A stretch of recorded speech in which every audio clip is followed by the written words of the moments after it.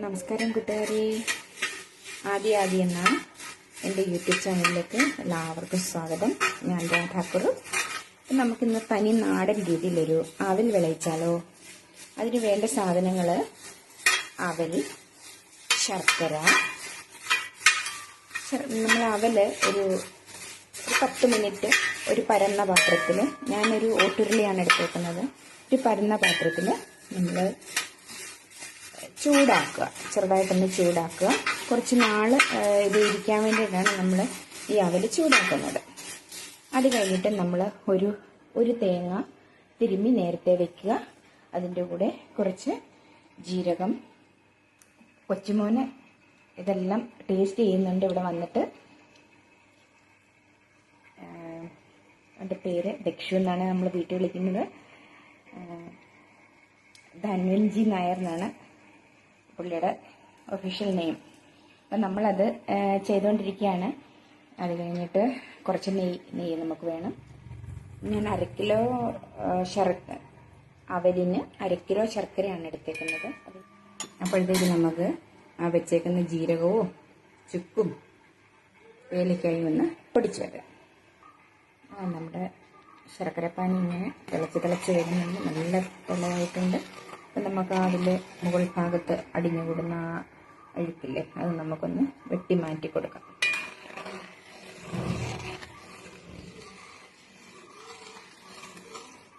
നമ്മളിങ്ങനെ തിളച്ച് വരുന്ന ആ ഒരു സമയത്ത്, നമ്മൾ കുറുകാനായിട്ട് പോകുന്ന ആ ഒരു സമയത്ത് നമുക്ക് കുറച്ച് അങ്ങനെ പ്രത്യേകിച്ച് അളവൊന്നുമില്ല, കുറച്ച് നെയ്യ്, 1 ടേബിൾ സ്പൂണെങ്കിലും നെയ്യ് നമുക്ക് ഒഴിച്ചു കൊടുക്കാം. 1 ടേബിൾ സ്പൂൺ നെയ്യ് ഒഴിച്ചു കൊടുക്കാം. അത് കഴിഞ്ഞിട്ട് വീണ്ടും നമ്മളത് ഇളക്കി വൃത്തിയാക്കി നമുക്കത് വെട്ടിച്ചെടുക്കണം. അത് നന്നായി ചൂടായി വരുമ്പോൾ, ഒന്ന് മെൽറ്റായിട്ട് ചൂടായി വരുന്ന സമയത്ത്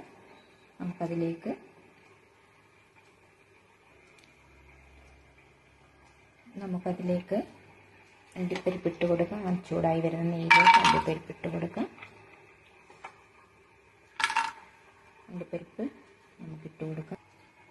നമ്മുടെ ശർക്കരപ്പാനി നല്ല തിളച്ച് കുറച്ച് കുറുകിയ ഒരു ലെവൽ വന്നിട്ടുണ്ട്.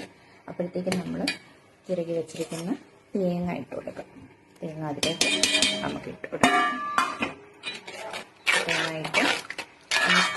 തേങ്ങ കിടന്നിട്ട് ആ ശർക്കരപ്പാനിയിൽ കിടന്നിട്ട് വേവണം. അതിന് വേണ്ടിയിട്ടാണ് നമ്മളത് ഇട്ട് കൊടുത്തത്. നമ്മുടെ അണ്ടിപ്പരിപ്പ് ഫ്രൈ ആയിക്കൊണ്ടിരിക്കുന്നു. കുറച്ച് നേരം കൂടെ കഴിയുമ്പോഴത്തേക്ക് അത് ഫ്രൈ ആകുന്നതേ ഉള്ളൂ. ചെറിയ തീയിലാണ് ഞാൻ വെച്ചേക്കുന്നത്. അപ്പോൾ നമ്മുടെ അണ്ടിപ്പരിപ്പ് അങ്ങനെ ചുമന്ന് റോസ്റ്റായി വന്നിട്ടുണ്ട്. ആ സമയമാകുമ്പോൾ നമുക്ക് വേണമെങ്കിൽ മുന്തിരിങ്ങ ചേർത്ത് കൊടുക്കാം. മുന്തിരിങ്ങ ചേർത്ത് കൊടുക്കാം. ഞാൻ മുന്തിരിങ്ങ ചേർക്കുന്നില്ല. കുറച്ചളവിൽ ഒരു 3-4 ഈന്തപ്പഴം ഇട്ട് കൊടുക്കുകയാണ്.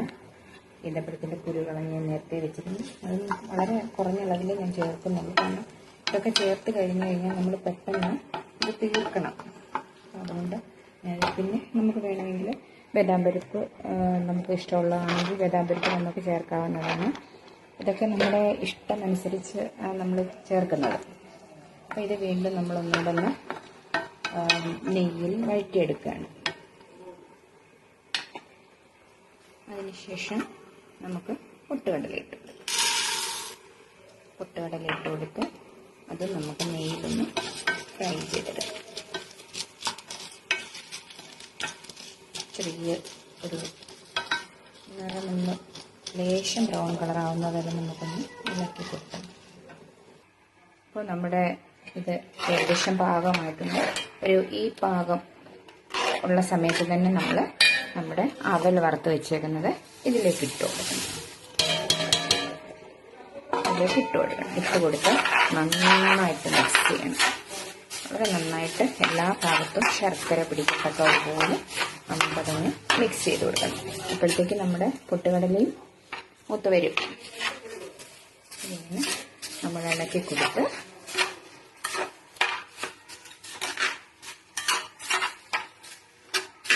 നല്ല രീതിയിൽ നല്ല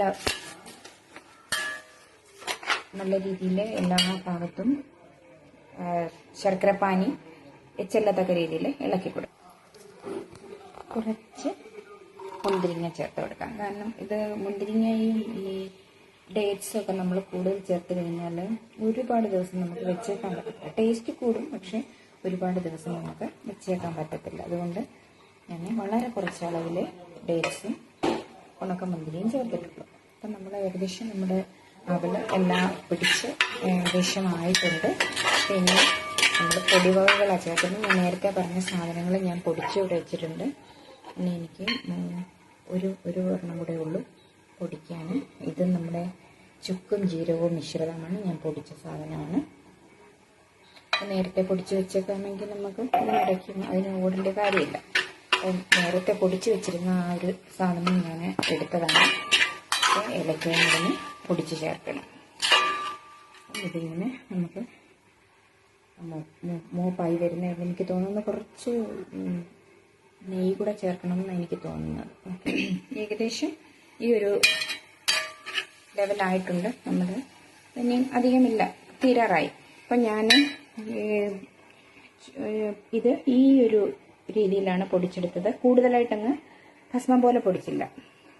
പിന്നെ നമ്മുടെ ഇത് ഏകദേശം മൂത്ത് വന്നിട്ടുണ്ട്.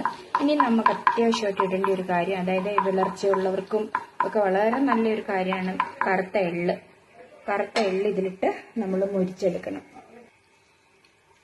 ഇപ്പം ഇത് കറുത്ത എള്ളാണ്. ഈ കറുത്ത എള്ളെന്ന് പറയുമ്പം പെൺകുട്ടികൾക്ക്, പ്രത്യേകിച്ച് നമ്മുടെ ഈ പീരീഡ്സ് ഒക്കെ ആവുന്ന കൂടുതലായിട്ട് ബ്ലഡൊക്കെ നഷ്ടപ്പെടുന്ന കുഞ്ഞുങ്ങൾക്ക് ഈ കറുത്ത എള്ള് വളരെ നല്ലൊരു ഔഷധമാണ്. ഈ കറുത്ത എള്ള് നമ്മൾ ഏത് രീതിയിൽ നമ്മുടെ ഉള്ളിൽ ചെന്നാലും നല്ലതാണ്. അപ്പം അങ്ങനെ കറുത്ത എള്ളാങ്ങോ ആരും കഴിക്കത്തില്ലല്ലോ. നമ്മുടെ ഒരുമാതിരി വിഭവങ്ങളിലൊന്നും നമ്മൾ കറുത്തെള്ള് ചേർക്കുന്നില്ലല്ലോ. അപ്പം നമുക്ക് നമ്മുടെ ഈ വിളയിച്ച അവലില് ഇച്ചിരി കൂടുതലായിട്ട് നമ്മൾ എള്ള് ചേർക്കാമെങ്കിൽ അത് അവലിന്റെ കൂടെ അവലിന് ടേസ്റ്റ് കൂടുകയും ചെയ്യും. അതേപോലെ തന്നെ ഇത് നമ്മുടെ ഉള്ളില് പോവുകയും ചെയ്യും. ആര് കഴിക്കുന്ന അവരുടെ ഉള്ളില് കൂടുതലായിട്ട് പോവുകയും ചെയ്യും. കറുത്ത എള്ളെന്ന് പറഞ്ഞാൽ വളരെ ഔഷധ ഗുണമുള്ള ഒരു ഇൻഗ്രീഡിയന്റ് ആണ്. അപ്പോൾ ഇതും പാകമായി. ഇതും ഏകദേശം നമ്മൾ പുറത്തെടുത്ത് വെക്കുന്ന ഒരു പാകമായിട്ടുണ്ട്. അപ്പം ഞാൻ ഈ ഒരു രീതിയിലാണ് പൊടിച്ചെടുത്തത്. നല്ല ഭസ്മം പോലെ പൊടിഞ്ഞിട്ടില്ല. ഇത് നമ്മളിപ്പോൾ ഇതിലേക്ക് ഇട്ട് കൊടുക്കുന്നു. ഇതെന്തോന്ന് മനസ്സിലായില്ല? ഏലക്ക, ഒരു 10 ഏലക്ക പൊടിച്ച് ഞാൻ ചേർത്തിട്ടുണ്ട്. തീരെ പൊടിയാക്കേണ്ട കാര്യമില്ല. അത് നമ്മൾ അരകല്ലിലോ ഇടിക്കുന്ന ചെറിയ പാത്രത്തിലോ ഇടിച്ച് ചേർത്താൽ മതി. ഒരുപാട് മിക്സിക്കകത്ത് പൊടിച്ച് ഒരുപാട് പൊടിയാക്കേണ്ട കാര്യമില്ല. അപ്പം നമുക്കിനി ഇത് സ്റ്റൗ ഓഫ് ചെയ്യാം. ഇത് ഓഫ് ചെയ്യാം. നമുക്ക് ഇനിയും ഇതിലേക്ക് മാറ്റാം. എന്നിട്ട് നമ്മൾ തട്ടിയിട്ട് എന്നിട്ട് നമ്മൾ ഇത് നല്ല രീതിയിൽ എല്ലായിടത്തും ചെല്ലത്തക്ക പോലെ എല്ലാത്തിലും മിക്സ് ആകത്തക്ക രീതിയിൽ നമ്മളിതൊന്ന് ഇളക്കിയെടുക്കുക. അപ്പം നമുക്ക് വേണമെങ്കിൽ കപ്പലണ്ടിയുടെ അളവ് കൂട്ടാം. ഇതിനകത്ത് വേണമെങ്കിൽ നമുക്ക് കപ്പലണ്ടി ചേർക്കാം. ഞാൻ ഒട്ടും തന്നെ ചേർത്തിട്ടില്ല. എൻ്റെ കുഞ്ഞിന് കപ്പലണ്ടി അത്ര ഇഷ്ടമല്ല. അപ്പം നമുക്ക് കപ്പലണ്ടി ചേർക്കാം. വറുത്തിട്ട് ഈ സാധനങ്ങളൊക്കെ വറക്കുന്ന കൂട്ടത്തിൽ കപ്പലണ്ടിയും കൂടെ വറുത്താൽ മതി. കപ്പലണ്ടി ചേർക്കാം. ഇനി ഇതിൽ കൂടുതൽ അണ്ടിപ്പരിപ്പും മുന്തിരിങ്ങയും ഈന്തപ്പഴവും ഒക്കെ ചേർക്കണമെങ്കിൽ അത് ചേർക്കാം. നമുക്ക് പിന്നെ അങ്ങനെയൊക്കെയുള്ള എന്ത് സാധനങ്ങൾ വേണമെങ്കിലും നമുക്ക് ചേർക്കാം. ബദാം പരിപ്പ് വേണമെങ്കിൽ ചേർക്കാം. അങ്ങനെ എന്ത് വേണമെങ്കിലും ചേർക്കാം. ഞാനിപ്പോൾ ബദാം പരിപ്പ് ചേർത്തിട്ടില്ല. കാരണം അതും മോനത്ര താല്പര്യമുള്ള കൂട്ടത്തിലാണ്. അതുകൊണ്ട് സത്യത്തിൽ എൻ്റെ കുഞ്ഞ് ലീവിന് വന്നിട്ടുണ്ട്. അവരുടെ വീട്ടിൽ നിന്ന് ഇങ്ങോട്ട് വന്നിട്ടുണ്ട്. അതിന് വേണ്ടിയിട്ടാണ് ഞാൻ ആക്ച്വലി ഇത് പ്രിപ്പയർ ചെയ്തത്. അപ്പോൾ ഒരു വീഡിയോ എടുത്ത് നിങ്ങളെ കൂടെ കാണിക്കാമെന്ന് വിചാരിച്ച്. അപ്പോൾ ഇത്രയേ ഉള്ളൂ, നമ്മുടെ അവൽ വിളയിച്ചത് റെഡിയാണ്. എല്ലാവരും ഇതുപോലെ ഒന്ന് തയ്യാറാക്കി നോക്കണേ. അപ്പം ഞാൻ രാധാകുറും. സബ്സ്ക്രൈബ് ചെയ്യാനും ലൈക്ക് ചെയ്യാനും കമൻറ്റ് ചെയ്യാനും ഒക്കെ മറക്കല്ലേ.